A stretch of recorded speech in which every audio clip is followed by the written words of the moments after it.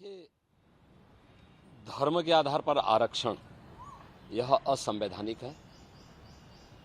बाबा साहब भीमराव अंबेडकर जी ने भारत की संविधान सभा में इसका पुरजोर विरोध किया था,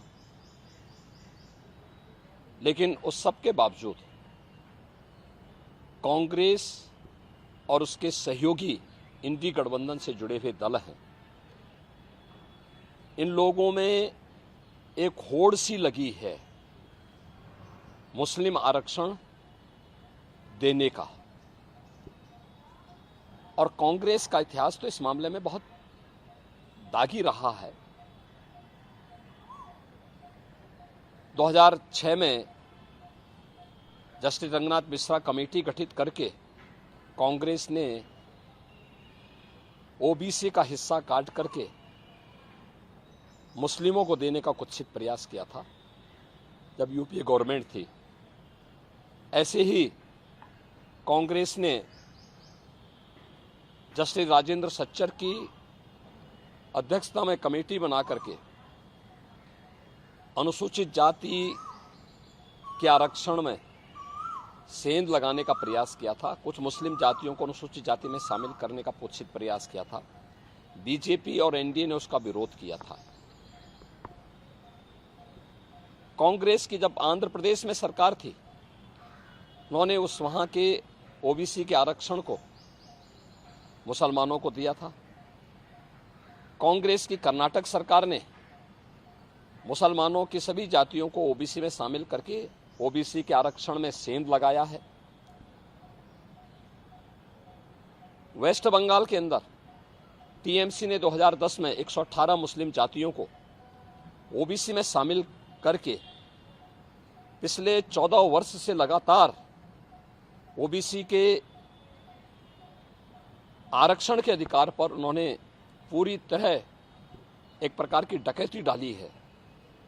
हम धन्यवाद देना चाहेंगे कोलकाता हाईकोर्ट को, जिन्होंने टीएमसी के इस प्रकार के असंवैधानिक कृत्य पर जोरदार तमाचा मारा है और धार्मिक आधार पर आरक्षण असंवैधानिक है बात स्पष्ट कहते हुए उन्होंने सभी मुस्लिम जातियों को इससे बाहर किया है। इसी प्रकार से बिहार के अंदर लालू जी पहले ही बोल चुके हैं कि मुसलमानों को, सभी मुसलमानों को आरक्षण मिलना चाहिए।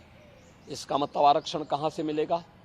ये आरक्षण यही ओबीसी और एससी एसटी का आरक्षण में से ये बांट करके मुसलमानों को देना चाहते हैं।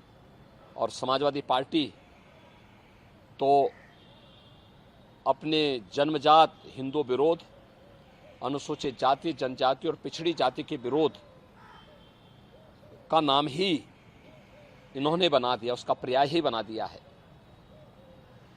चाहे वह राम जन्मभूमि का विरोध रहा हो, राम भक्तों पर गोली चलाने का रहा हो, या फिर 2012 और 2014 के अपने इलेक्शन मैनिफेस्टो में समाजवादी पार्टी ने मुस्लिमों को आरक्षण देने की वकालत की थी और यहां तक इन्होंने शरारत की थी कि तुष्टीकरण की हद पार करते हुए उत्तर प्रदेश के अंदर, उत्तर प्रदेश की उस समय की 20 करोड़ की आबादी की सुरक्षा के साथ खिलवाड़ करते हुए पीएससी की 54 कंपनियों को इन्होंने समाप्त किया था।